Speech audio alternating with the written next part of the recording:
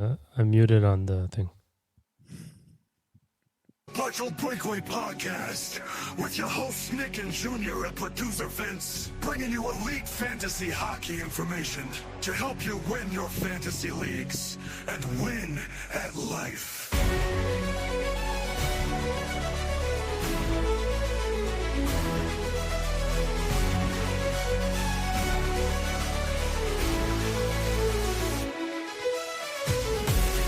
Episode 147 of the Partial Breakaway Fantasy Hockey Podcast. I'm co-host Junior, accompanied as usual by co-host Nick and producer Vince. The Olympics are over. What a wild ride it was. An appreciation beyond belief for all athletes, for what they went through, what they've practiced. Even if they did not win, you set a great example for everybody else watching. So thank you very much for entertaining us throughout these 16 wonderful days. And as we're accustomed to, Canada-US did not disappoint. Even better news, the NHL's back on Wednesday. Boys, how we feeling? That was a lot of fun. Of fun. Like hockey this fast, this talented, this entertaining. I think Canada dominated, and I tweeted as much for at least 2/3 of the game. But Hellebuyck just kept them in it, kept the U.S. in it, and U.S. Got a few close calls themselves. A double post, I think, at one point. Canada hit some posts, and then OT. 3-on-3. It kind of sucks to end it on 3-on-3 after such an entertaining game. But credit to the U.S. They got the win. They stuck with it throughout the game, and lots of fun. I think this was I think this couldn't happen at a better time for the NHL, especially in the States. Because I mean, we should all get real, and the NHL has no problem when it comes to Canada and viewership in Canada and stuff like that. It's more hitting the markets in the US. And I think with the struggles that the NBA is having right now, especially with viewership and time management of players and stuff like that, I think this Olympics just hit at the right moment, and US won at the right moment, where the NHL has to capitalize on this momentum that they have, especially in the US. So I think this is a huge opportunity for the NHL. And listen, hopefully they don't, how do we say it, mess it up, right? And also, you know what it is? Even on the, you go on X and you got to be careful what you say, because you don't know what quotes are really what were really said, what quotes are not being said. So you got to be careful on what you're reading on X, right? Like, people are just writing, this player said this and this player said that. So you got to be careful what they say and what they don't say, because most you of have to things, know the context of the question. Was, yeah, exactly. Exactly. They asked Cooper what he thought of 3-on-3. He didn't come out and say, "Oh, we lost because we played 3-on-3." You know what I mean? But that's how it's being portrayed. But you're right. You have to really know the context of what's being asked. Yeah, like even Matthew Tkachuk says now they're on top of the world, and the US is the mecca of hockey. Yeah, that he said that we took back our sport, or this is hockey. Yeah, but at the end of the day, I'm sorry to say, but for 15 years you were irrelevant, and every time you knocked on the door, no one opened the door. If you want to, we should get into that later. But I just want to say, if you want to, you're at the top of the mountain now. Yes, but to be the mecca, like he explains it, you need to make sure nobody opens that door and kicks you out, like Canada has been doing for the past 10 years, So, and that's what's going to make the World Cup interesting in 2 years. That's what's going to make the Olympics in 4 years interested. Anyways, we're going to get into it. There's so much more we're going to talk about in the Odd Man Rush, but I want to say two things. One, what you just said, like this discussion you were just having about what Matthew Tkachuk did or didn't say, that's what makes this sport and this rivalry so great. Mm-hmm. That's what keeps everybody tuned in. There's a good guy, there's a bad guy. And I mean, on paper, figuratively speaking, obviously, but it's just great entertainment. I tweeted from our post. I was going back and forth with Victor Nuno, and I was like, this was absolute cinema, man. It was great. It was absolutely great. The second thing I wanted to say was, I think it was Frank Saravalli who put out a tweet in 2011, I believe, or something like that. And the U.S. Hockey Roots program had an absolute influx of young talent registering to play hockey. And he's like, Olympics 2026, watch out. The U.S. is going to be, and here we are. U.S. wins gold at the Olympics in 2026. So that's how far back it started. All these guys, right? 25 years ago, 20 years ago, where were they? Okay, before we move on to the Odd Man Rush. Both of you get a chance to say something. I didn't get a chance to say go anything ahead. here. You started it. No, I like how you take over the whole podcast here. It's interesting. But at the same time, it's also interesting to hear a captain of a Canadian team, the Ottawa Senators, and some of his commentary during the Olympics about how he hates Canada. It's just a weird optic, let's just call it, when you hear stuff like that coming from a captain, right? The other thing I was going to say is that 90% of viewers last week were new viewers to our channel. So I want to kind of introduce us a little bit here because, we take it for granted. People have been watching, people have been listening, people have been subscribing.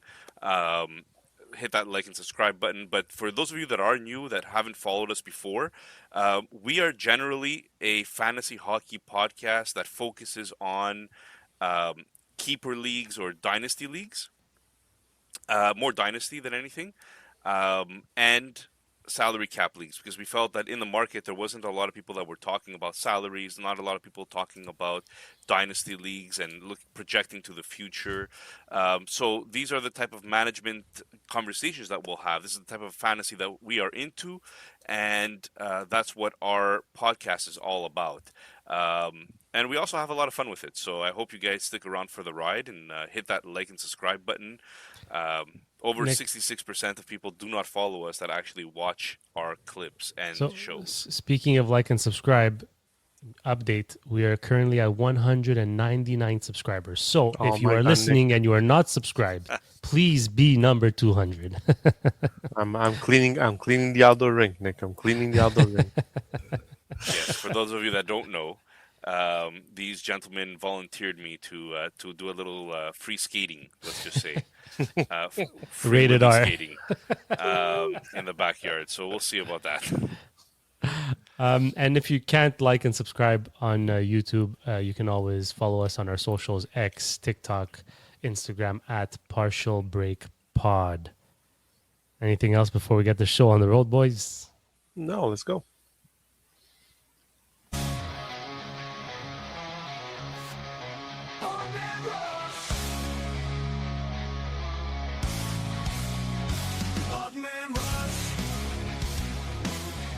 Yes, sir. The Odd Man Rush, where we take news, notes, and trends of the NHL and turn them into 30-second takes, which usually last 3 minutes. This segment is sponsored by none other than Sportira. You can visit them at www.sportira.com for all your apparel and team uniform needs, or give them a follow on Instagram at sportira.apparel. I have a feeling this is going to be way more than 3 minutes a topic, but let's start. Oh, say, can you see? Team USA dethrones Team Canada and is on top of the hockey world. Jack Hughes with a goal that will go down in the history books. Guys, we touched on it a little bit. I'll start with you, Nick. Tell us more about this Team Canada and Team US golden final. Well, it was highly entertaining hockey. I mean, we're talking about the speed that I don't see every day because there's 32 NHL teams, right? So the talent is diluted between those 32 NHL teams. And I found here it was really concentrated. You got to see the two best teams in the world, Canada, USA, go up against each other. And yes, for those of you that are from Russia and listening to this podcast or of Russian descent, you're right. It kind of is not best on best because of the whole turmoil that's happening in Russia, but Canada USA is still highly entertaining, extremely fast hockey, and I just felt that I missed it. I seriously missed this kind of hockey, and I hadn't seen it. Even the Four Nations, I find it wasn't this good. This was much more entertaining than Four Nations, and I hope it helped grow the game in Italy and Europe and wherever. I just hope this helps promote the game and grow the game all around the world. Vince, you want to add something? Yeah, listen, it was a phenomenal viewership. Like, I mean, the numbers didn't come out, but I'm pretty sure numbers will be record breaking when they come out for viewership of this game.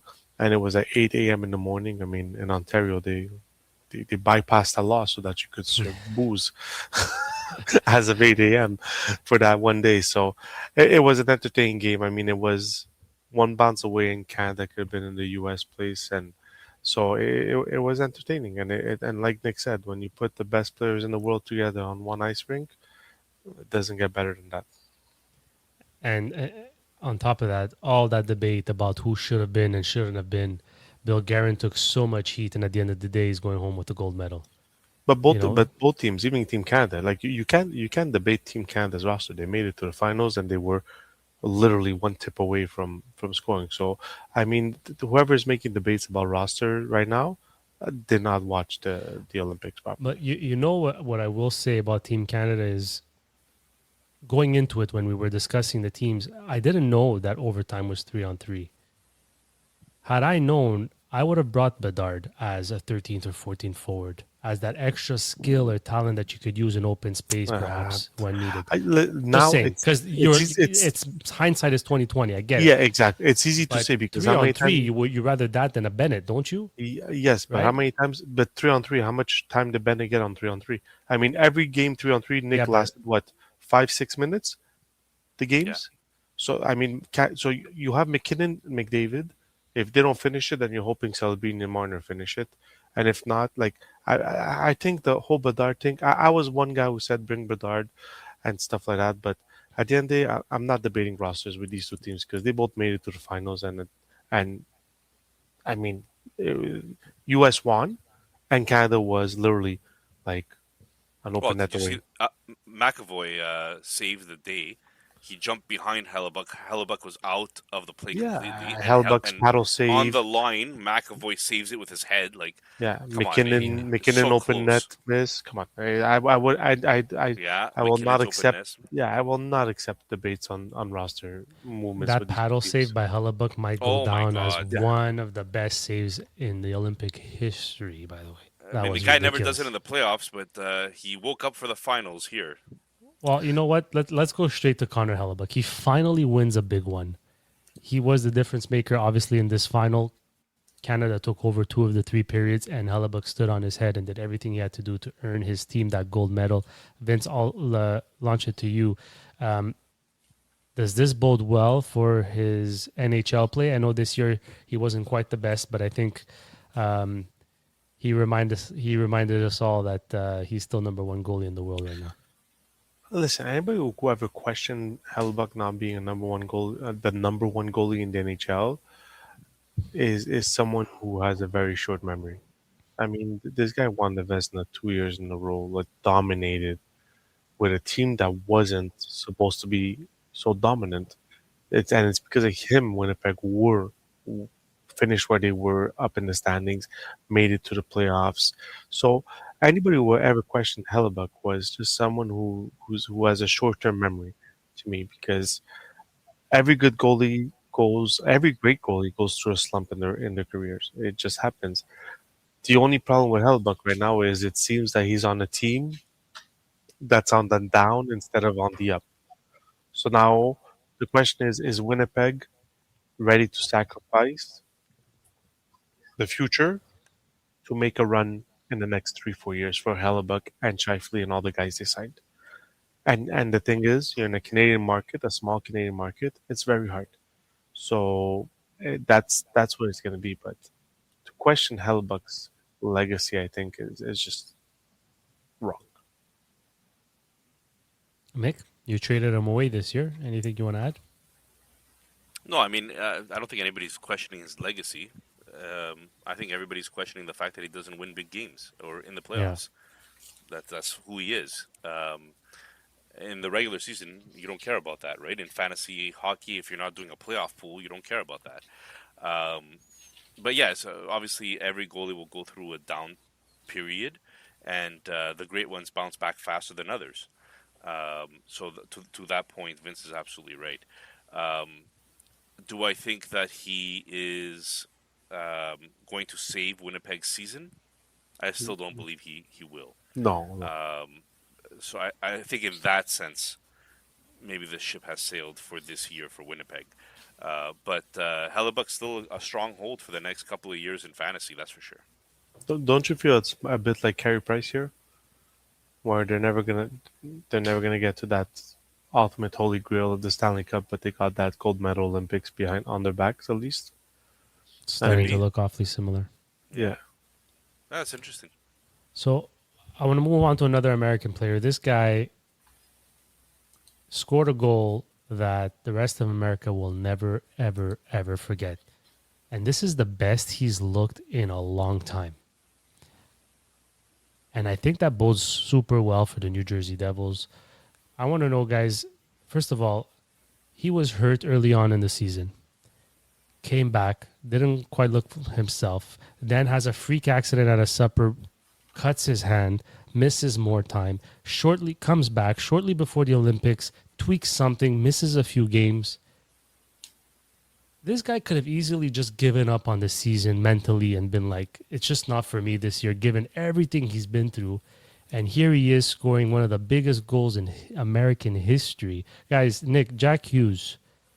Tell me about Jack Hughes in this tournament. I personally thought he was outstanding. Yeah, I mean, I doubted him. I was one of the doubters for sure. And not because I think Jack Hughes doesn't have talent, but we've spoken about it very many times, where even Neil from Devil State of Jersey's Mind. Devil State of Mind. I was going to say Jersey State of Mind. Devil State of Mind said it is that this guy's all world talent, but just doesn't know how to stay healthy.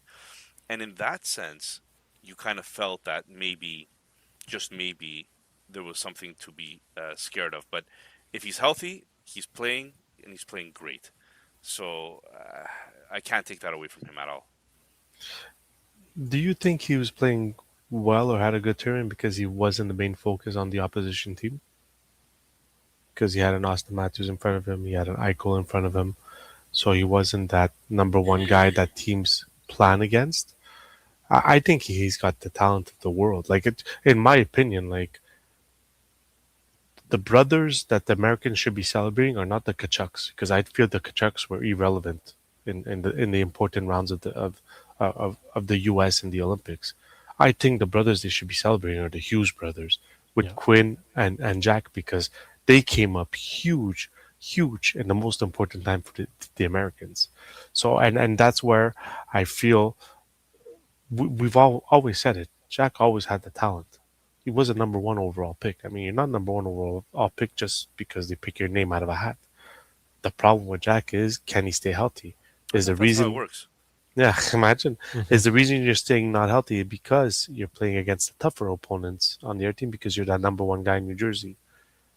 So that's where I think this year, if New Jersey does not make the playoffs this year, it'll benefit them for the future because it's going to give Jack some time off season, recover. But if the guy stays healthy, we know he had the talents of the world. But to you Americans who listen to us, apparently you are a lot. Well, I would actually, be since you mentioned that, we have the same amount of American listeners as we do as Canadian Canadian, listeners, exactly. But what according to I'm YouTube. Yeah, and what I would be saying is I'd celebrate the Hughes brothers. I wouldn't like to me Matthew Tkachuk to me still looked injured. He did not look 100%. But he still was irrelevant, and so was Brady. It wasn't to me the Hughes brothers are the ones that came in at the right time, at the right moment, and had a unbelievable tournament. So for New Jersey, it's they knew what they had in Jack. Is can they keep Jack healthy? Jack has to keep himself healthy, right? Yeah, he just seemed like every time he had the puck, he had open ice in front of him. It was just, I don't know. He just he looked really, really good. From one debated player to another, Auston Matthews shuts the critics and leads a team to triumph, gold medal captain of the American team, Auston Matthews. Vince, has this changed your perception of Auston Matthews, the player and the leader? My perspective with Auston Matthews was never. I don't know what my perspective on Auston Matthews was. Like, no, but honestly, like people At are least he's saying, honest. like even the players are saying, oh, this should prove that he's a great leader. I'm sorry to say, I'm not taking Auston Matthews on my team to be a great leader. I'm taking Auston Matthews on my team to score 69 goals. Like, whether he's a leader or not, I don't give a rat's ass. At the end of the day, I want him to score 50 goals a season. You understand? So I feel that's where it, it's easy to be a leader when your whole roster is elite players, right? And you have hidden leaders, quiet leaders in your team. So I've never had my I've never had a problem with Auston Matthews. I think he's a phenomenal player. He's a phenomenal goal scorer. And I think the problem is he's playing in Toronto where it's a high pressure market, a huge market. And to them, every year he's been there, it's Stanley Cup or bust. And that's the problem. So unless he wins the Stanley Cup in Toronto, unfortunately people are still gonna think that he wasn't a great leader. But at the end of the day, to me, I don't take Auston Matthews as my leader.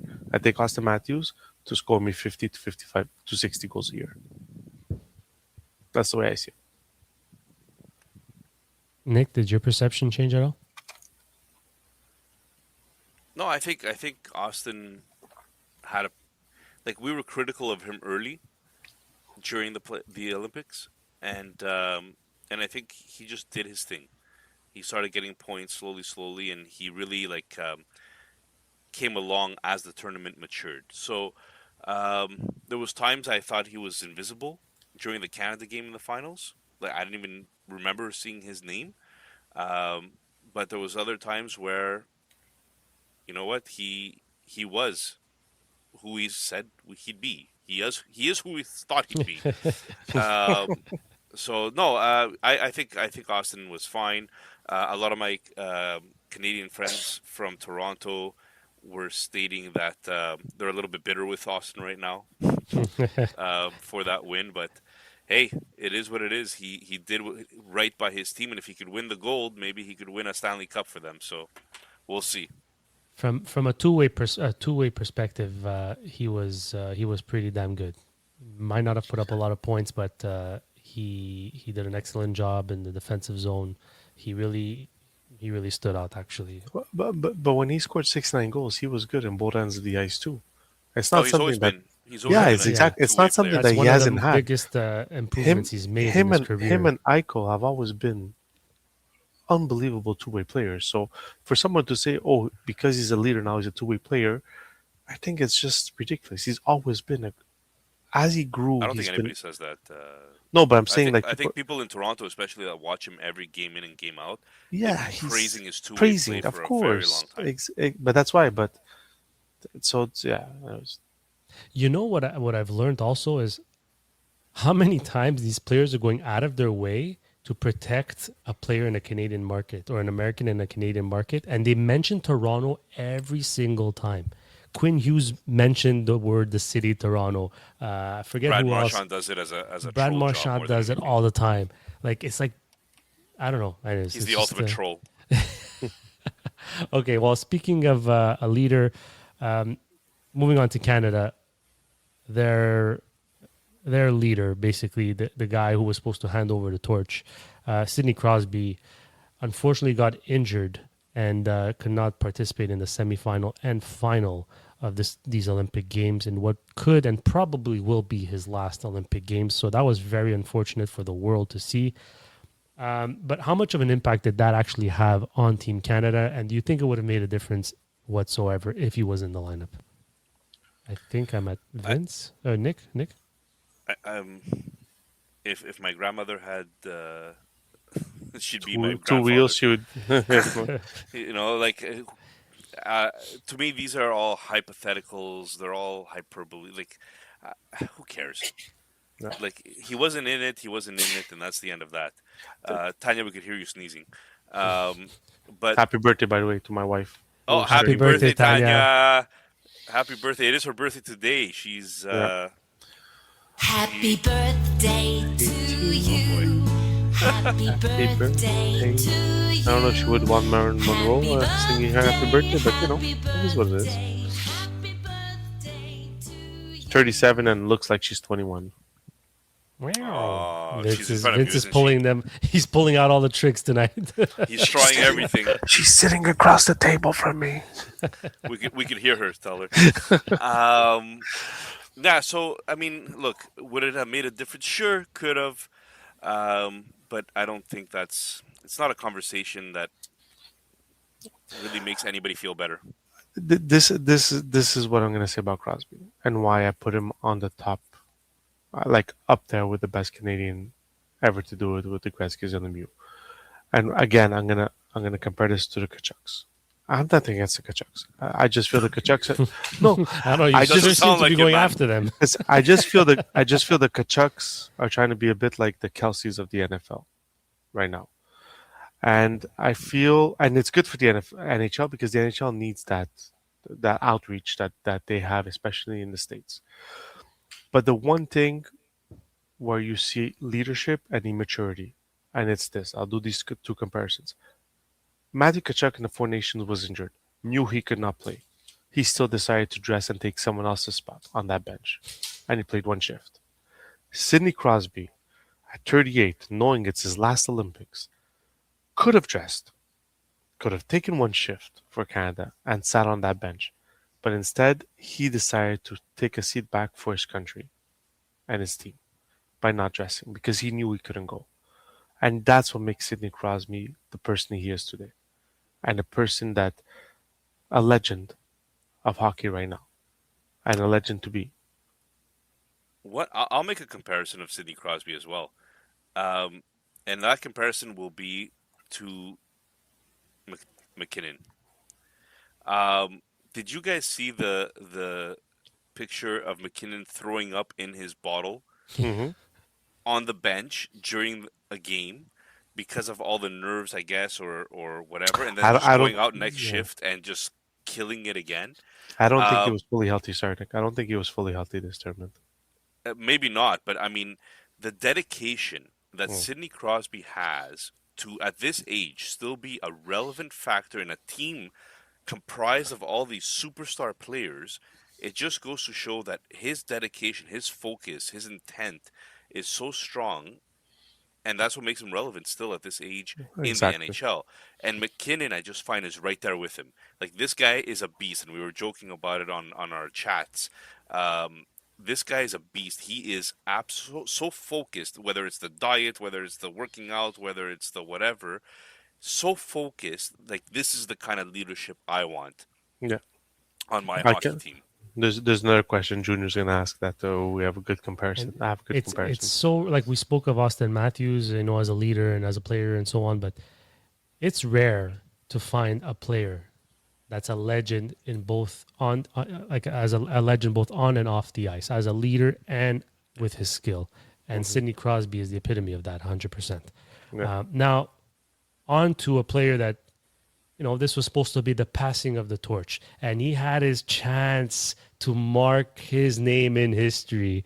He had that breakaway where he maybe did not get hooked, but he did not in the end prevail for his country like Crosby did time and time again. Connor McDavid loses yet another final. As skilled and as dominant as he was throughout the tournament and throughout his career, does he need to win a big game to have his name worthy of being mentioned with the greats, the Gretzkys and the Lemieux and the Orrs and the Crosbys?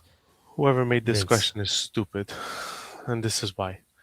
If Ovechkin doesn't win a cup but beats Wayne Gretzky's goal record, is he still the greatest goal scorer in the NHL? Yeah. Does he get named with all those big guys that you just mentioned? I don't know. No, he does. He's gonna score 900 goals in the NHL. Yes, there you go. He's gonna mark his name down in the history books. But does he have the aura that these other guys have that did both? Listen, trophies do not mark a legacy of a player. I don't believe in that. And trust me, I'm a Miami Dolphins fan in the NFL. I think Dan Marino is still one of the top three quarterbacks in the NFL ever had. Never won a Super Bowl. And I think Connor McDavid, what he does on the ice, and the determination he has on that ice, and like if people have been watched the Olympics, he seemed like he was on a different.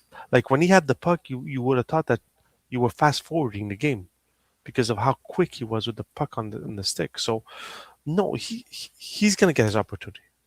Ovechkin, he's getting it. He got his opportunity twice. Ovechkin, That's the point of the what question, is that what he comes up short. what at what age did Ovechkin win his cup? He won it at 30s. 38 years old. 30s. 38. 38. He's 40. He won it 2 years ago. Was it 2 years ago? Washington. Yeah. Jeez, 37, I'm yeah. getting old. But so he's got time, McDavid, to go. Okay, all right. problem All right. The question was, just forget about time. Does he need to win one? No. If he breaks all the records in the NHL, you're not going to put him up with all those guys? Yeah, but then Okay. what if you have to rank those guys? Where do you rank McDavid? Okay. I rank hold on. McDavid. If he has all the records, I rank McDavid first. I don't rank who has the most Stanley Cups. Because then you could have Claude Lemieux up there in the top 10. Nick, you're itching to say something. Go ahead. I'm itching to say a few things, actually. Go, Nick. Want me to scratch your itch? No. I mean, I agree with Vince in the sense of this is a team sport. And like it or not, one player does not win you a cup in a team sport. And I think these are lazy narratives that are created, whether it's in football, because you hear it a lot in football, right? Well, Yeah. he never won the Super Bowl. Never won the big game. Never won the big one. Well, okay, does that mean Josh Allen is not one of the best to ever play the game, right? Or Dan Marino or whatever. Does that mean Mahomes is better than Dan Marino? Guys, You know, he was like- 32 Ovechkin, and he won in 2018. 32. Okay, yeah, that's what I it was thought. 37. Sorry, I thought But it he was was in older. his 30s. He was in his 30s. But for me, and I know listener Tasso is not going to like this a little bit, but there was a couple of times that I looked at McDavid, and he did everything on the ice. He did everything on the ice. But it got to overtime, and he's skating up the wing. There's literally 3 U.S. players in front of him, and he's like trying to deke all 3 of them. He actually got close to the net. I mean, I'm not saying he got a shot off, but there's other guys on your team. I know maybe in Edmonton you're not used to having too many people you could rely on, right? Maybe there's a Draisaitl, maybe there's a Bouchard, but other than that, it's a little bit of slim pickings. But like, I just thought that was a selfish play. I just thought a couple of times in overtime he tried doing a 1-on-3, and it was just selfish. Like, you could have created more. Be a little more patient with the puck. You're trying to go in like a freight train directly to the net. It's like there's other players. You could wait till the play develops a little bit. And I feel like that's what happened. The counterattack with the U.S. was right after that. Maybe a moment or two after that. And it's like, yeah, well, it would have been nice if, we didn't have to have a counterattack with 3 U.S. players going the other way and you're behind the net on the other side. Anyways, so it's just a small gripe. He is still the best player in the world. Don't get me wrong. I think his talent, seeing it up close especially, was remarkable. I just feel that maybe could have been a little bit more of a better decision maker at that point. I'll tell you this, though. Exactly what you said is the reason why he's so good. Because if that goes in, we're like, McDavid's at it again, right? Like, maybe 1 out of every 4 times he'll do that, he'll get one in, 1-on-3. And then, the conversation is the total opposite now. So it's give and take. Maybe he didn't have to try it 2 times on the same shift, but yeah, I see it. And just to go back to the question, if he has to win, we're not talking about, the question wasn't based off is he a Hall of Famer if he doesn't win. The answer to that is going to be yes, because he's changing the game. The question is, if you have to rank the best of the best in general, yes, he's up there 100%. But if he doesn't win, I don't know if he's going to be ranked number 1, despite of his skill and how good he is, because everybody else was able to take their team to the promised land. I understand, but if he has all the records in the NHL, if he beats all the records in the NHL, how are you not ranking him number 1? Because he hasn't won a cup? Makes no sense, Junior. It makes it's a to me narrative. it makes no sense. Yeah, exactly. It makes no It's a sense if he narrative. doesn't. It's part of the game, though. Yeah, but that's what Nick's Yeah, saying. but It's a there's narrative. playing But it it two you're other should. players you're yeah, playing with. exactly. You're If playing I a team if sport, I but you're if I hold Crosby had freaking Kunitz, Colby Armstrong, guys. He didn't have elite studs on his team. Let's be He had honest Malcolm here. the whole time. He's playing with Draisaitl. He's playing with Draisaitl. He's playing with another top 5 player in the world. Okay, Crosby but he never got played lucky. with another Wait, top wait, 5 wait. player in the Okay. world. Crosby But he got Malkin lucky. weren't top 5 when they were He got when they were lucky? the same age. No, What? The Junior. team building around him was good. He was Come great on. himself, right? Did You know, there was did McDavid ever have salary a concerns. Yeah. There was goaltending. There was Did McDavid ever have come a on. flurry? There's a in lot it? of parts that come into it. Fleury was a number one overall pick. McDavid never had a flurry. Malkin and Crosby in their prime were Draisaitl and Connor McDavid, whether you like it or not. So you can't say it's the construction of the Edmonton Oilers was Kunis was a 40-goal scorer. Yeah, but Yes, Hyman was a 1 year in 50-goal part scorer. because of who? And Hyman, in part because of who is your 50-goal scorer. Exactly. But that's what I'm saying. So, But one won and one didn't. yes, but it's Again, two different. one of 23. Yeah, exactly. One player out of 23 does not cannot. I do hate it all the narrative himself. that you need to win championships Yeah. to be mentioned with the tops. You don't. But it's human You're nature. still It's see human that's nature. Yeah, it's human that's nature. wrong. That's wrong. He's No, but it doesn't mentioned with make the you- tops 100%. But it doesn't But make within it the better tops, if you because have to won rank one. them, he might not be a consensus number 1. That's all. Listen, I'm He saying. won't be consensus because of the fact that human nature looks for those championships. Exactly. You look for the championship. It's natural, but I feel like it's a lazy man's discussion. Yeah, of course. But Of when you're you know? splitting hairs amongst these elite, legendary players, that's going to be a criteria, and For the lazy. hopefully, yeah, for the lazy, I guess, if that's what you want to call it. Anyways, all right. So moving on. A silver lining, no pun intended there, or maybe pun intended, for the Canadians is that Macklin Celebrini had a breakout tournament. So he was having a breakout NHL season, and going into this Olympic tournament, we didn't know what to expect. We didn't even know if he was going to get a lot of minutes. And here he is being exceptional. McDavid and McKinnon will be 33 and 34 years old, respectively, heading into the next Olympics in 4 years. Does this make you feel better knowing that there's reinforcement coming in the likes of Celebrini in particular, and Matthew Schaefer and Connor Bedard and etc.? Yeah, like, listen, and this is where but guys, it's just been We need to start counting the listens again. yeah. We'll just take the top 3 forwards, okay? Auston Matthews in 4 years from now, Auston Matthews will be 32. Jack Eichel will be 33. Matthew Tkachuk will be 32. McKinnon will be 34. McDavid will be 33. Celebrini will be 22. Who are you taking? Who are you taking on your team? Who do you think is the better matchup? I don't know. Those are quite big names that you mentioned there on both Yeah, sides. but are you taking McKinnon at 34 and Connor McDavid at 33 over Eichel at 33 and Matthews at 32? But what does it change?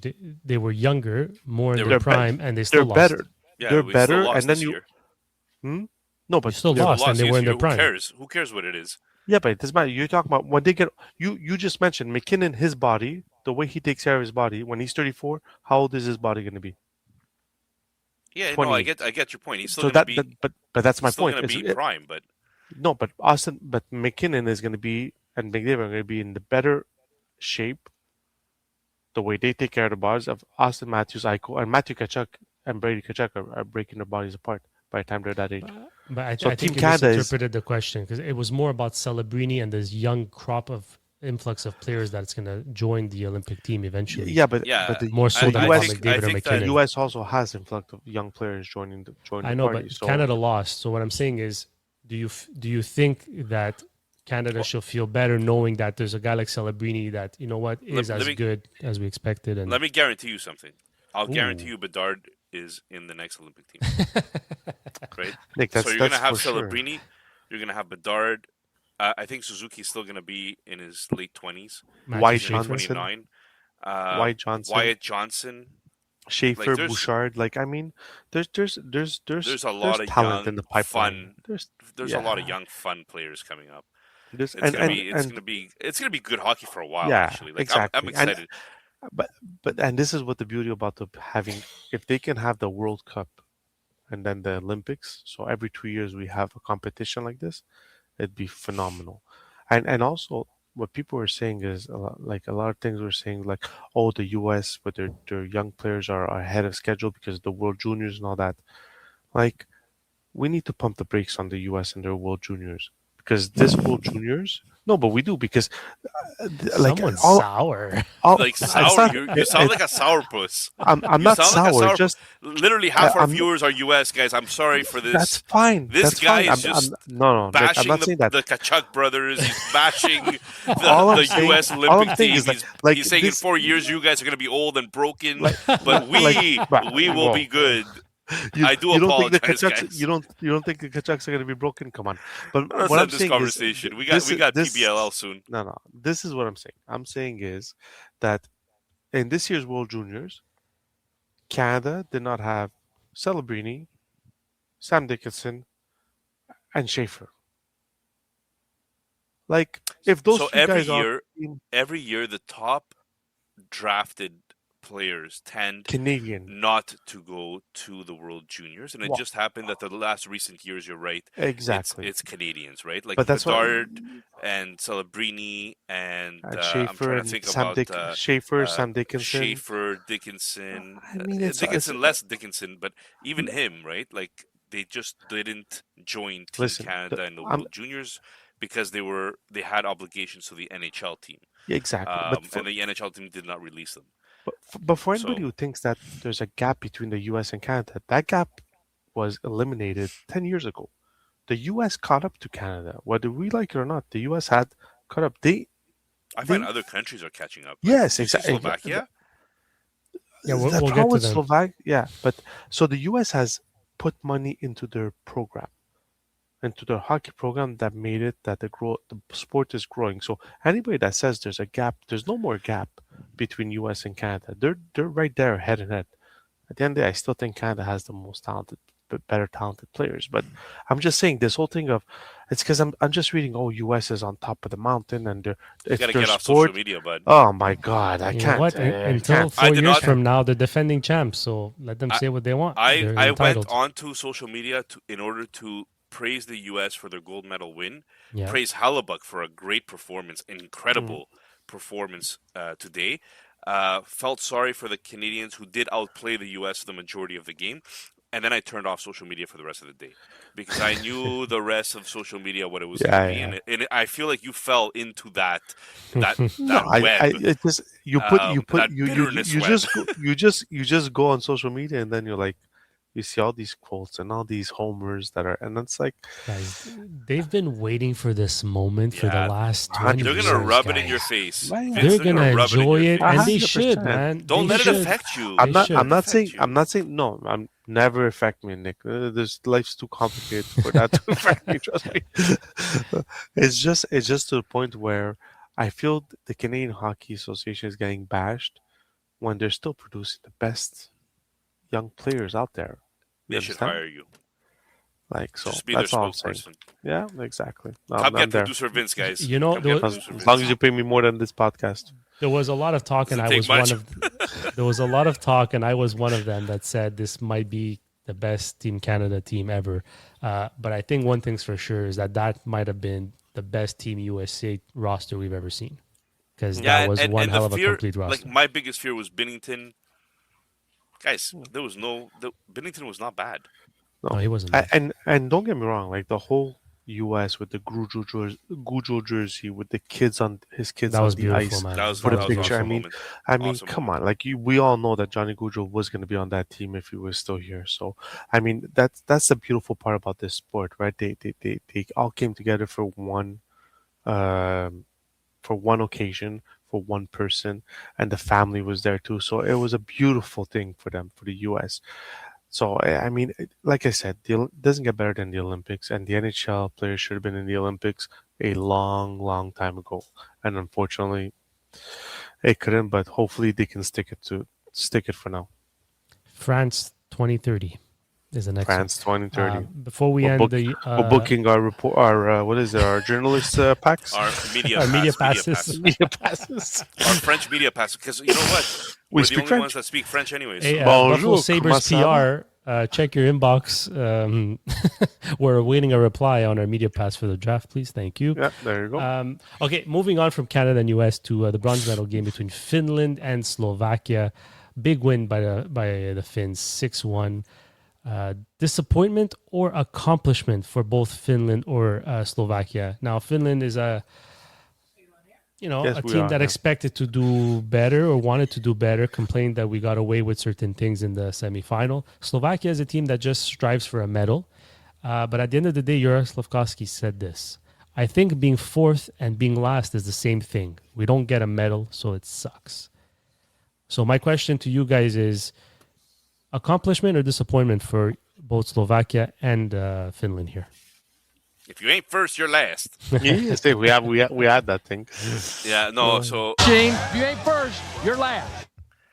So, okay, I understand why Slafkovsky said that, but wow, dude, like you impressed. Your whole country of 5 million people impressed the hockey world just getting this far. So I think it was a huge accomplishment for Slovakian hockey, and very proud to have seen this kind of performance. Finland really took out Slafkovsky in this game. They focused on him, and you could see that Slovakia just didn't have the depth. But very, very happy to see Dvorsky and how well Yes. he's played. Like, he was absolutely on fire the whole tournament. St. Louis looks like you have a real one there. So, I was getting a little bit worried when I traded for him with Vince, because everybody I trade for seems to go down in the dumps. But looks like if every game could be an international game, this guy is real.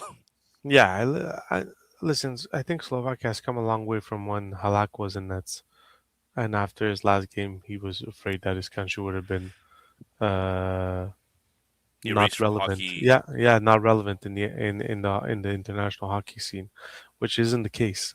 So, and this is what it is. It's a beautiful game of hockey.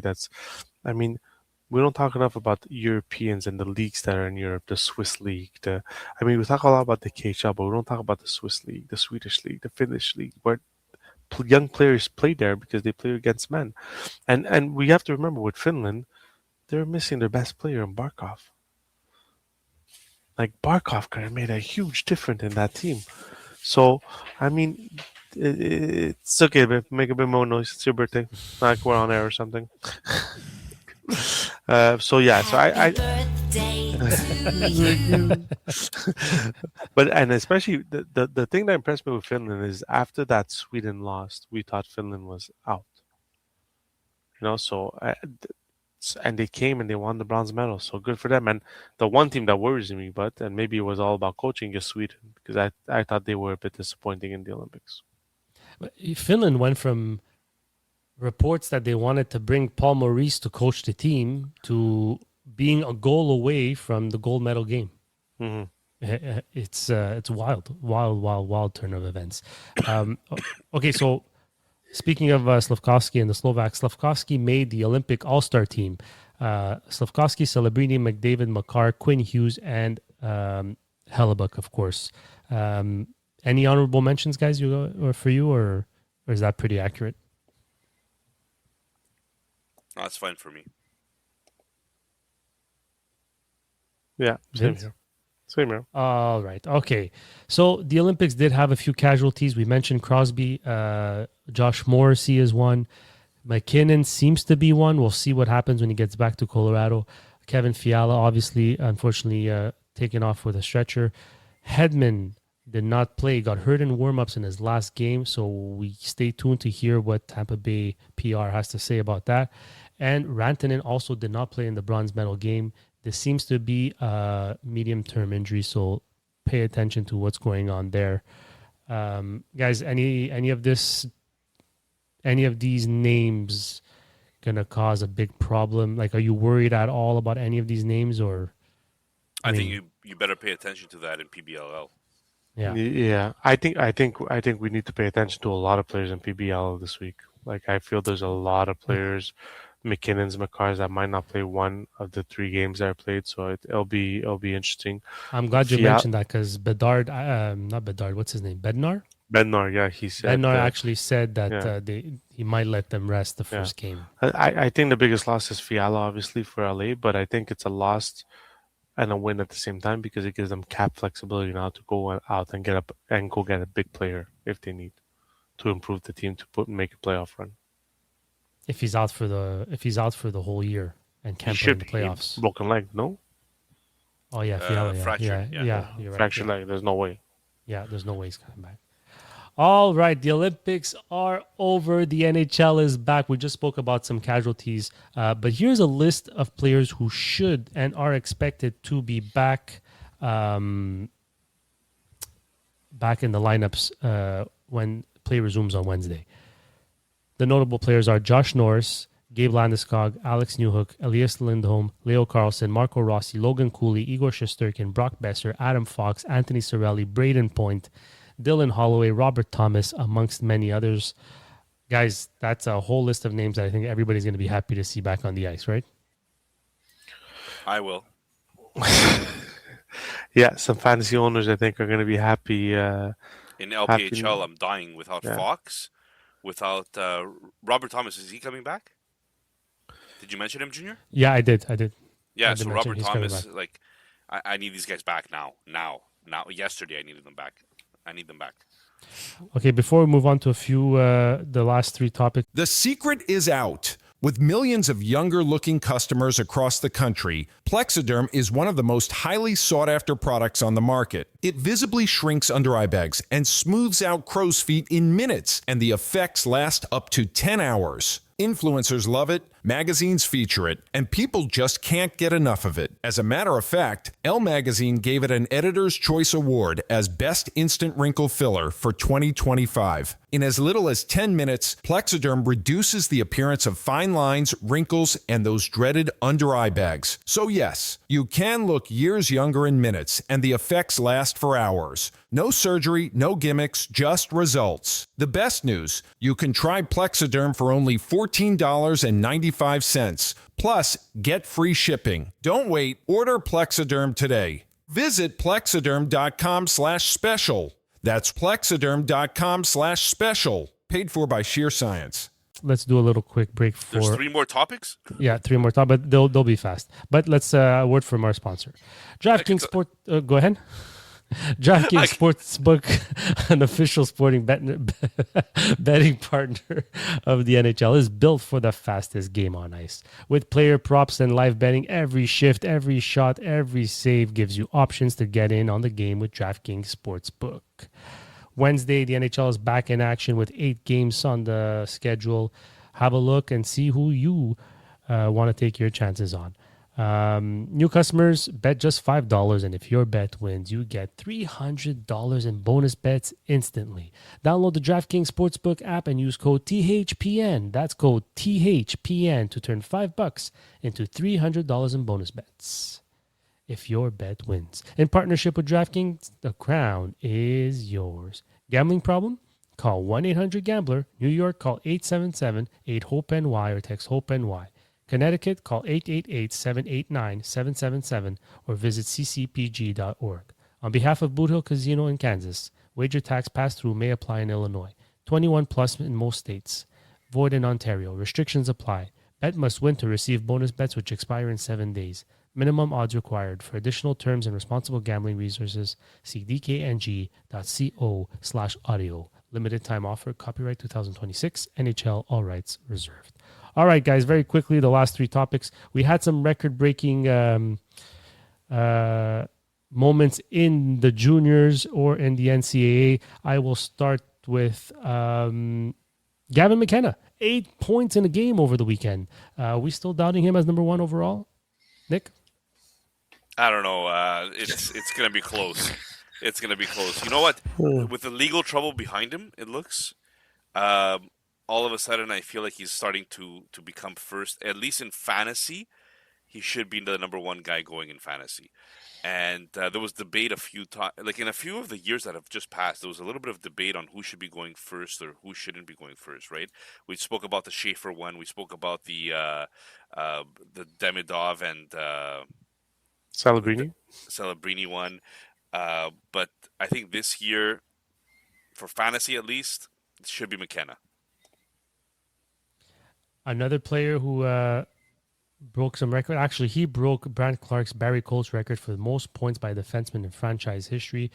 Should we be talking more about Mckenna and Aitcheson's fantasy upside? Defenseman drafted by the Islanders this year. No, Vince. because to you, breaking records means that you could be the worst player in the NHL and not named with the top guys. That's the most ridiculous thing you've ever said. Listen, it's breaking records in juniors and breaking records in the NHL it's two different things. But listen, it's an accomplishment. But I mean, if we look at Clark, is he a top 5 defenseman right now? I mean, to that point, I mean, there's no guarantees, right? Exactly. These right? guys are I think young. that's what man. Vince is trying to say. But Yeah. I remember listener Mavrukas, he literally was talking to me about Brant Clark and breaking all these records for the longest time before he was even drafted by LA, and he just went all in on Brant Clark. And we're still waiting for it to pay dividends, but I think it's close. I think Brant Clark is starting to round out his game a lot more now. And I think with Doughty kind of diminishing, you're going to see Clark take over with I think Panarin there is going to help us a lot as well. Well, time's ticking. He's got like a year and a half left before he turns 24, or 2 years till he turns 24. Your age marker, Nick. Okay, last one. News during the Olympics. This guy was buried on the Boston Bruins depth chart for goalie depth chart for a while there. Finally got an opportunity with Carolina. Boosie signs a contract extension 3 times 1.9 AAV. Sounds like a solid contract to me. Yeah, I mean, Boosie was one of those prospect goalies that Dauber was talking about for years. And all of a sudden, I see that Boston puts him on waivers. It's like, hold on now. What's going on here? Carolina, being one of the smartest organizations when it comes to scouting, grabs him right away. He's shown this year that he is actually fighting to be one of the top 5 rookies the entire season. And he earned that contract extension, which is a team-friendly contract extension as well. So, yes, I love this Boosie thing. Yeah, I agree. I'm I think the problem is with Carolina, you never know with their goalies, right? Sometimes they might dress 4 goalies a night.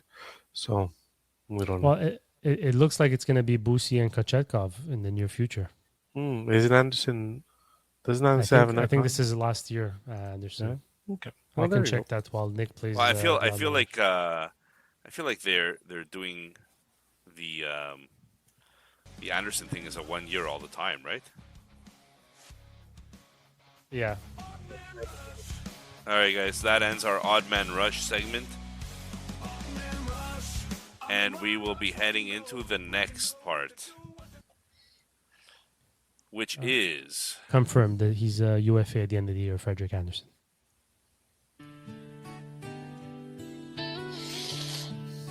It's been a while.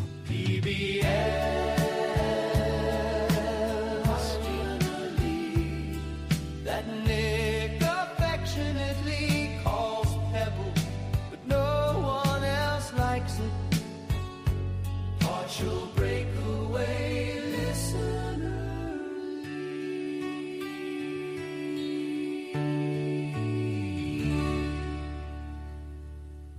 all right, ladies and gentlemen. Well, it has been a few since we spoke about the PBLL, and there was a very good reason for that. There was no hockey for the NHL for the last few weeks as the Olympics took over, so we decided to do a quick recap of our last week in PBLL and who did really well, who didn't, and then preview the upcoming schedule for this shortened week in order for us to kind of figure out who we should start and who we shouldn't, and we'll get the takes of our two friendly co-hosts here on what their strategy is going into this week. So just to start off, PBLL is brought to you by Patisserie Boulangerie Italia. it is coming on to Zeppeli season soon. Oh, Vince, it is or- Zeppeli season. We've been oof. we've Full been 3 flight. weeks into Guys, Zeppeli best season. Zeppelis in Montreal. If you're in the area, please go ahead and grab some. That person whose birthday it is today is the one that makes them by hand. So just ask for Tanya. Tell her Partial Breakaway Podcast sent you, and she might just give you a smile. Maybe it's not sure. It's not a guarantee. The smiles are hard to come by. Yeah. But guys, the week before we went on break, we had Vito P have a great week for the February 2 to February 8 period. He was number 1. Then we had David Hockey and listener Umni. Alien Invasion was number 4. Congratulations, Vince. That's actually pretty good. I don't see anywhere near here any of Junior's teams. He was 15th. Okay. I had 9th and 10th. And Commissioner Batista, number 5, number 7. Just some notables there. When it comes to Vito, taking a look at who he had during that week. He had Celebrini, Tage Thompson, Stützle, Brady Tkachuk, Batherson. So he loaded up on Ottawa. Stützle, Tkachuk, Batherson. Darren Radish continues to be one of the surprises of the year for some. And Matthew Schaefer continues to be another surprise. Like, these guys are just on fire. Alex Lyon was his goalie at $1.5 million. That's pretty interesting as well. Other than that, guys, do you see anybody here that you would say makes sense? I mean, Ottawa was playing more often, and I think they had the easiest schedule for last week before the break. Yeah, that's what I thought. Okay, good. Thank you for your input, ladies and gentlemen. Let's move on to this week. Vince, what are your strategies this week? If you want, I'll do a very quick rundown of the schedule. There's a bunch of teams playing 3 times. Nobody's playing 4 times. And there's other teams that are just playing twice. So the teams that are playing 3 times is Anaheim, Buffalo, Calgary, Chicago, Colorado, Edmonton, Florida, LA, Minnesota, Jersey, Islanders, Philadelphia, Pittsburgh, San Jose, Seattle, St. Louis, Tampa, Toronto, Utah, Vegas, Washington, and Winnipeg. I'm not going to name the other teams because they're all playing twice, and it's just really long. Vince, talk to me a little bit about what your strategy is going into this week. My strategy in this week is any big player who played in the Olympics, I am avoiding. Just because I feel like teams will give them at least a game off, or because remember, teams have been practicing since last week. They've been back at practice since last week. These guys have still been in the Olympics. So I feel that some of them, especially like we said, there's some guys that weren't feeling to 100%. So I would stay away from the big players that played in the Olympics. I think their teams are going to give them a day off, a game off, so they'll go down to 2. So I think in this week is really concentrate on ELC contracts that are like Leo Carlson, if I'm not mistaken, might be coming back. Bedard, those contracts, because they had a week off. They're coming back. So that's my concentration is basically on that, and then a lot of Russians.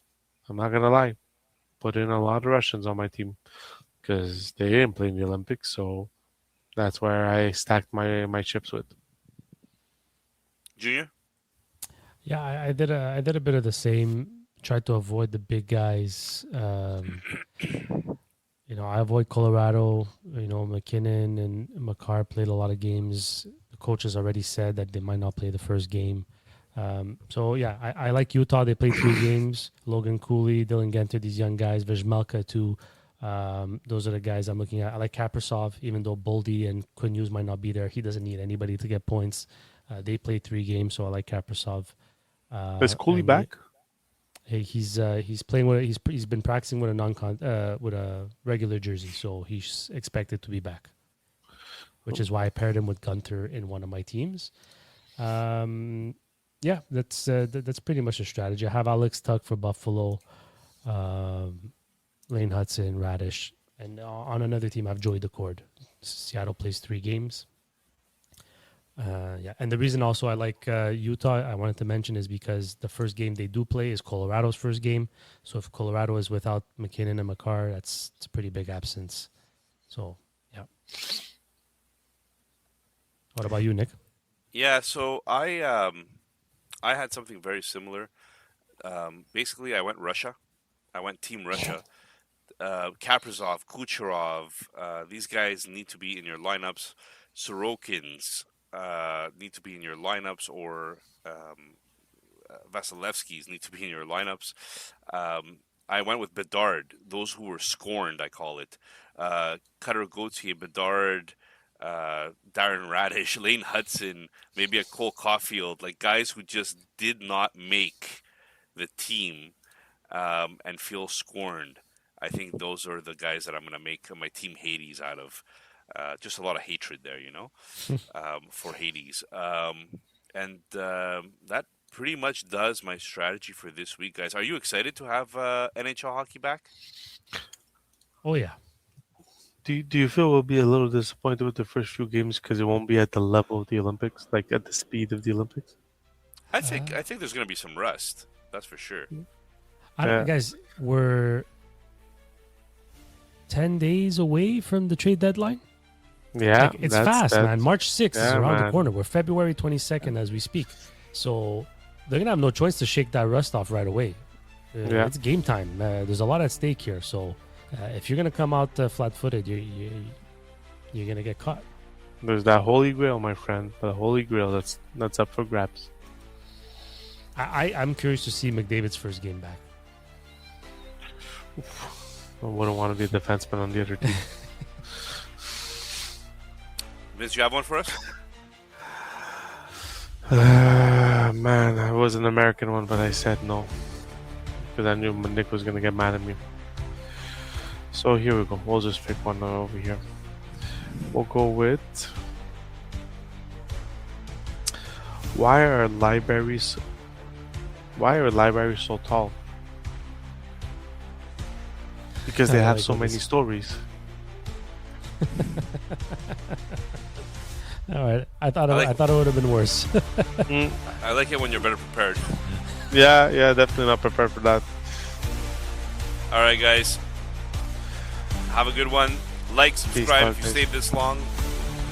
Please.